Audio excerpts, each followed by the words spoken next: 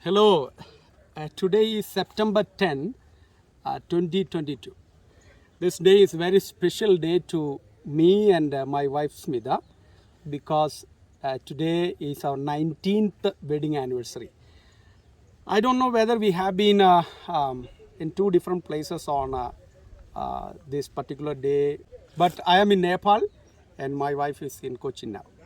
But I am with a very special couple, so I thought of interviewing um, two of our favorite people in the world. Oh my! Yeah, Oh my! it's Pastor Tom Franklin and Charlotte Franklin.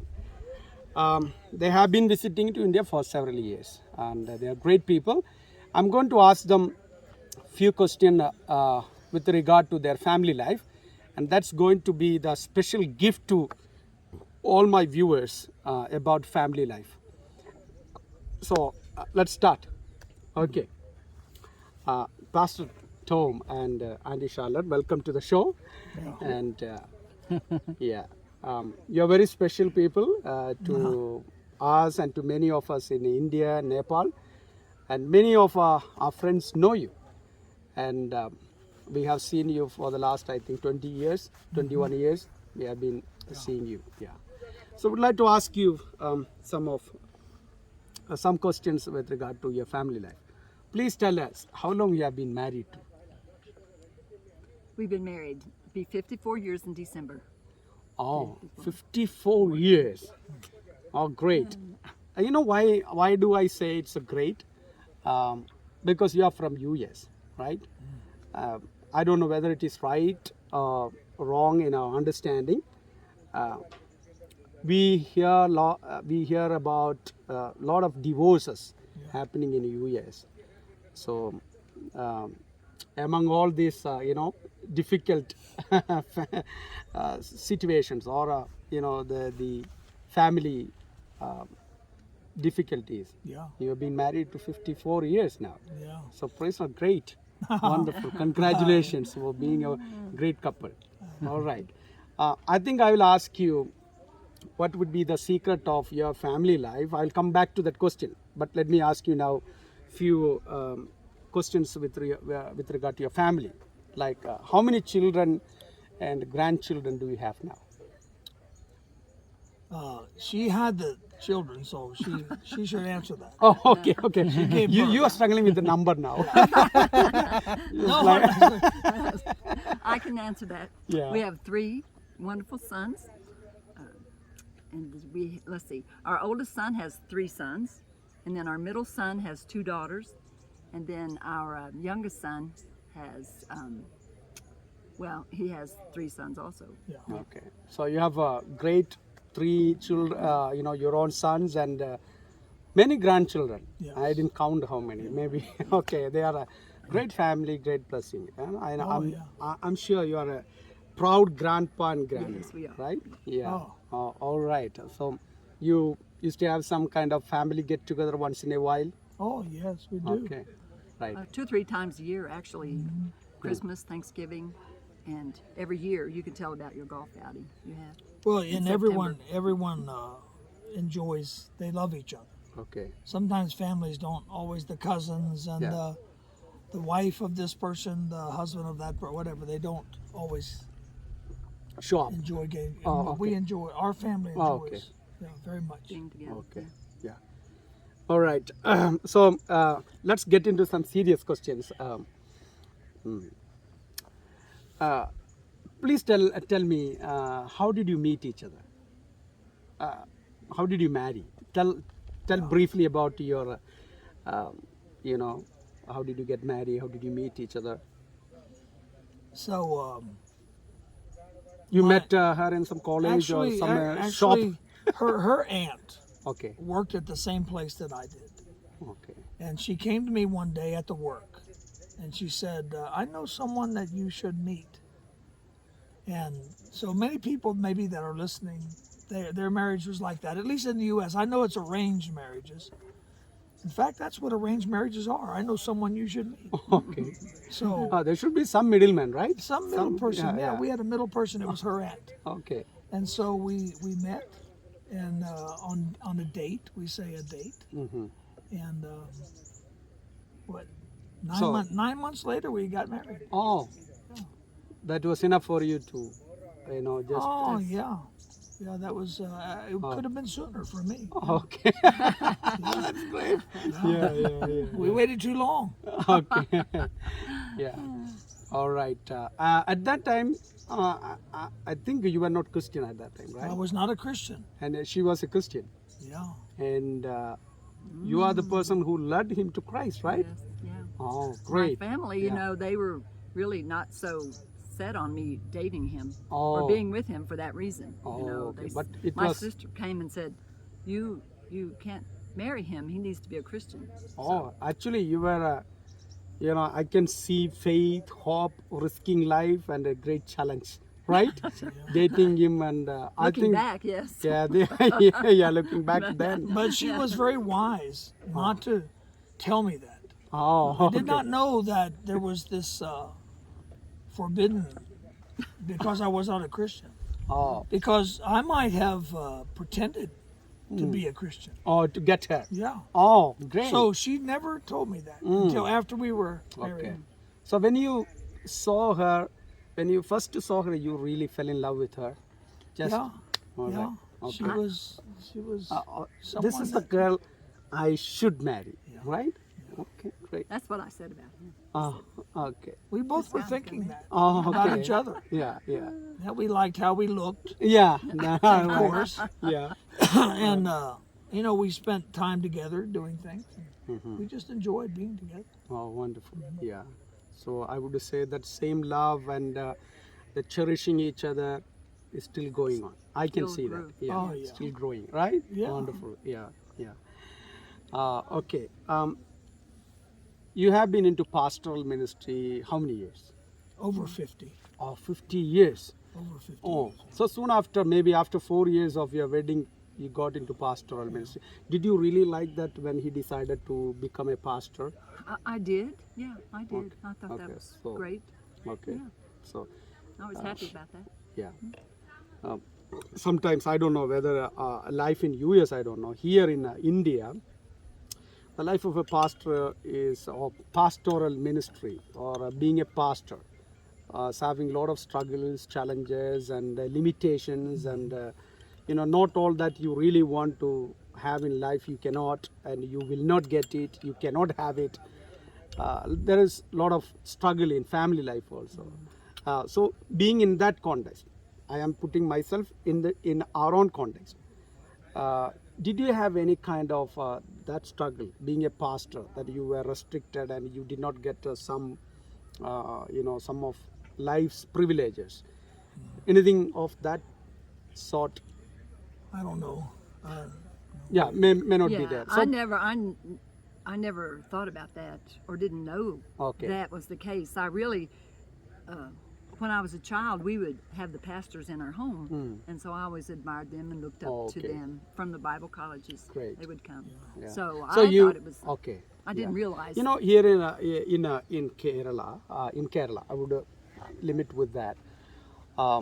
Some of the girls, especially the daughters of pastors or pastors' children, or pastors' girl child, when they are about to get married, they say, "Oh no, I don't want to get married with a pastor," because they have seen the struggle,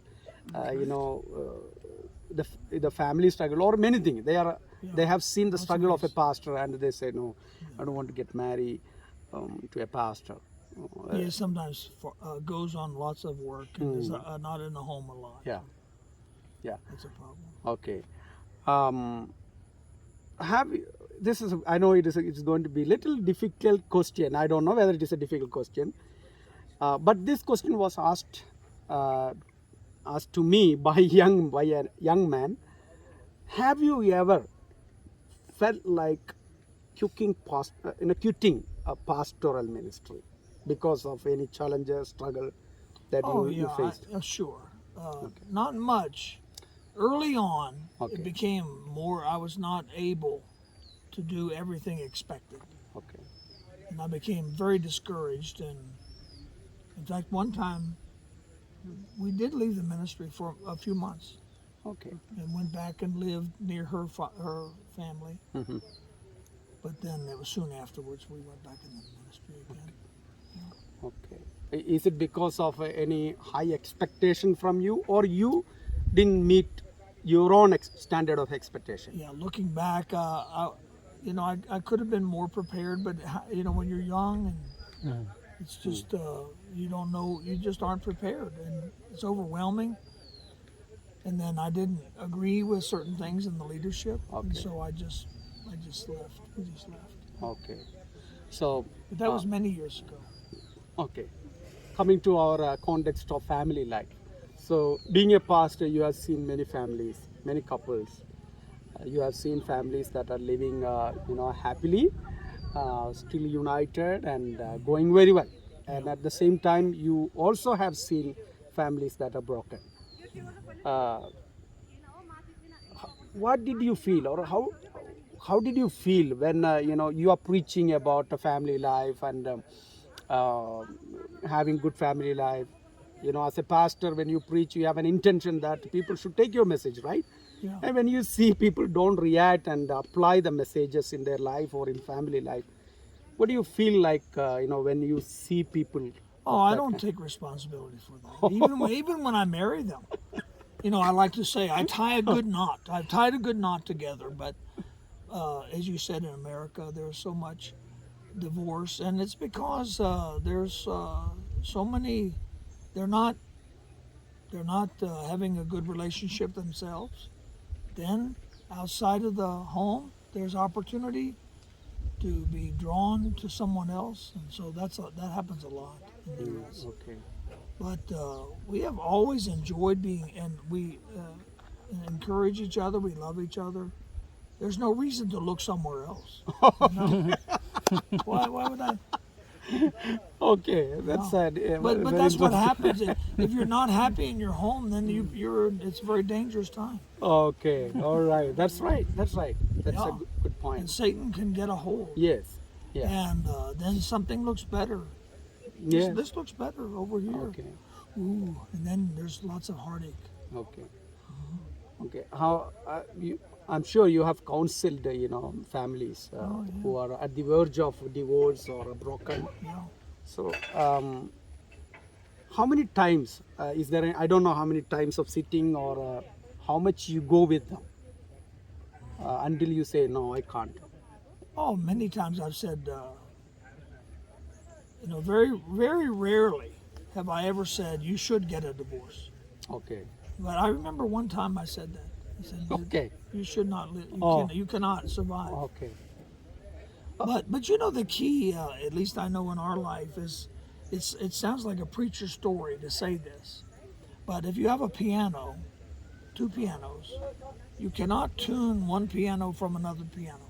Okay. You have to have a separate instrument, a tuning fork, something like that. Then you tune one, then you tune the other, and then they are in agreement. Okay. They Yeah. sound exactly the same. So if Christ is in her life, which that's always been a beautiful part of Charlotte, and Christ is in my life, then we're going to get along, Great. Okay. because we're in tune with Him. Yeah. We don't want to disappoint Him. I mean, we don't want to disappoint each other either, All right. but we don't want to and also we ask Him for strength. Okay. Saying that one, I would like to come to that very serious questions. You said you have been married for the last 54 years, going to be 54. Yeah. Tell us the secret of your, long-lasting married life or successful married life. What do you think the secret? Or you can tell many things. What do you say, Well, Sarah? I think what he just said is very much very important. It's probably the main. Yeah, main you thing. said Yeah. if you love Christ, that's the point, Yeah. right? If you love Christ, you love His word, And you, and you commit to Him, and you are committed to His words. yeah, So you just trying to be a better husband and better wife, Yeah, for each sure. other, right? to please Him, and also because if she's in harmony with God and I'm in harmony with God, then we are in harmony with each other. Okay. So the And- first tuning has to be with God. Yeah. So you can say that if your relationship with God is not good, then you cannot get along with your relationship in Christian family life? Yeah, there maybe are people in the world that Yeah. can be married for 54 years and not be Christians, but it's certainly much easier as a Christian with God's help and with our commitment to Him. To Okay. God. So that's the what is that tying point or that meeting point? You know. Yeah, that's important. But if you're looking at practical steps, of course, I know that she needs to be loved. Any woman needs to be loved and adored and talked to that way. And a man needs to be honored, and he doesn't need to feel that his wife is not respecting him. If she talks to him in a way that is disrespectful, then that's very difficult for him to be committed to her. Okay. And if he does not love her and talk to her in that kind of language, then she's also going to be dissatisfied. So those are, for the man, he needs to be respected and honored. For the wife, she needs to be loved and cherished. Okay. Those are if you want to think about just a few things. Okay. Yeah. So we are coming almost at the end of our interview. Tell me something that you really admire in her life, and you about him. Yeah. Maybe one or two. You can say whatever you want. Yeah, she's always honored me, and so she doesn't. It's easy to love her because she doesn't want to fight. She doesn't want to argue, win an argument. She's always been beautiful to me, Okay. and always been somebody that I value her opinion. I want to know that she is okay with decisions I make, and we've got along that way. You know?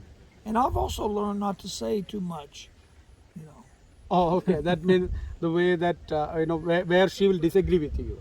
So Yeah. you're very wise in taking decisions. So Where- yeah, there's no point in making things worse. Okay. Just shut up. Okay. All right. So maybe I should ask that question. I think in family life there will be some kind of disagreements, differences of opinion. Yeah. I'm sure on many areas.